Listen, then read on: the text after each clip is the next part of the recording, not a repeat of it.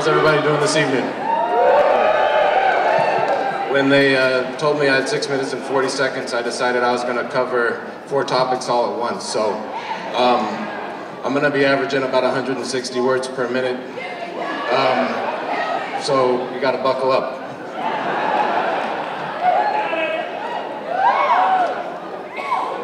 My family and I use a wide range of transportation options to get around town. Like other young humans, they're going to inherit the future you all are responsible for building. As you know, future building is challenging, urgent, and important business. My hope is that you find ways to meet that challenge with joy, justice, and a commitment to excellence. Look at those beautiful babies.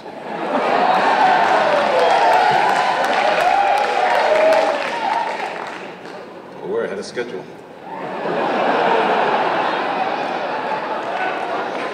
The challenges we face in the modern urban context are complex.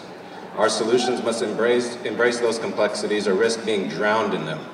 We must weave multiple strategies to be successful. I'm sharing 4 strands with you this evening. I encourage you to discover your own and weave them to create breakthroughs in your work.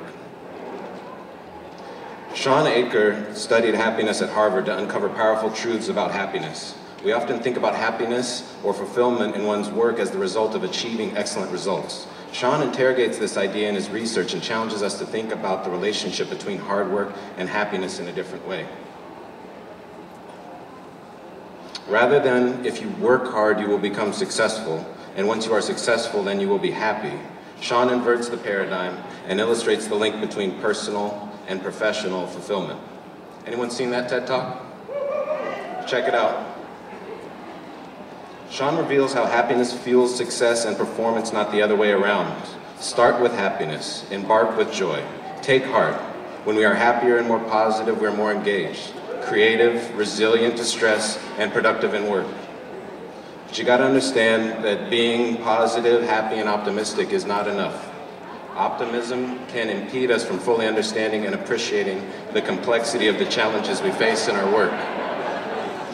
Next, I'm going to add the second strand of what I'm putting together for you. You guys with me so far? So, in 1979, the researchers Kahneman and Tversky finally studied a phenomenon in which predictions about how much time will be needed to complete a future task display an optimism bias and underestimate the amount of time needed. They dubbed this concept the planning fallacy. Anybody heard of that? And while the concept applies to all professions, I personally think it is no coincidence that planning is in the name. The planning fallacy has 3 identified causes: overconfidence, coordination neglect, and procrastination. We've been conditioned to exercise confidence. We underestimate the complexity of working in teams, and a flurry of digital communication means that we're unable to focus on our most important work. But thankfully, the solutions to these problems are relatively simple. You need to develop reference class forecasting tools based on the performance of similar projects in the past, strategically factor in optimism bias when setting planning level expectations with your teams, and use data-driven planning techniques to more accurately hit the mark year after year.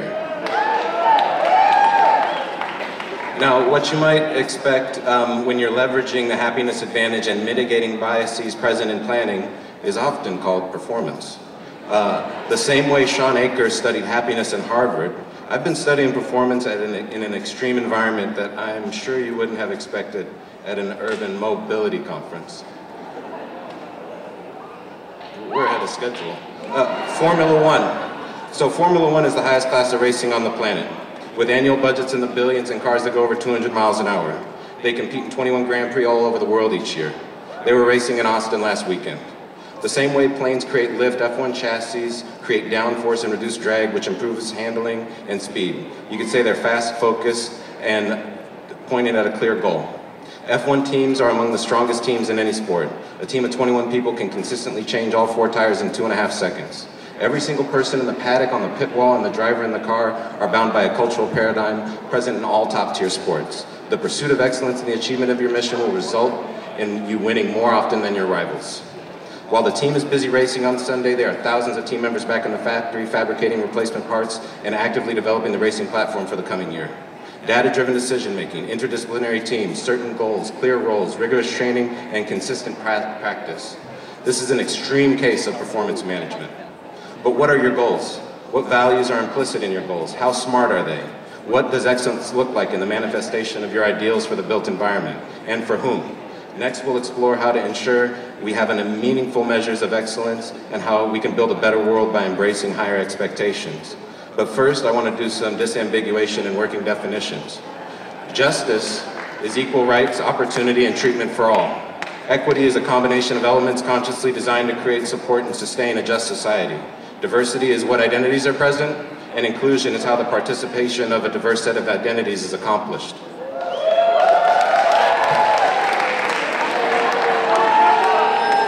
Grapple with these concepts you must. The pursuit of a world full of peace and abundance is no small task. If left undefined, excellence is impossible. Search your feelings. Guilt, loathing, sadness, and confusion all lead to the dark side. Embrace the actualization of your potential and the potential of others to meet the urgent moment at hand. I've grappled with these ideals throughout my career. In launching one of the nation's only non-for-profit grocery stores, I witnessed the power of a diverse community. In reviving one of the nation's first non-for-profit bicycle shops, I discovered the strength of ideals. And in implementation of one of the nation's largest city-scale carbon fuel measures, I've only begun to see the impact of increasing the equitable outcomes. Justice, diversity, equity, and inclusion aren't just the right thing to do, they're the smart thing to do. Equitable outcomes ensure the greatest performance gains for historically underserved and underrepresented people, and these in turn move the needle most forward for the society overall. These benefits often have a cascade of impacts that can transform lives for generations to come. Gain the happiness advantage, it's free for the taking. Mitigate planning optimism bias with wisdom and insight based on data. Define and strive for excellence year after year through performance management, and ensure your outcomes foster justice, diversity, equity, and inclusion. I'd like to take a moment and thank the PK Slam organizing committee for the opportunity. I want to thank my colleague Mychal Tetteh who helped me put together the cool graphics. I hope that you found something of use here in the presentation, and I just want to thank you for being such a great audience.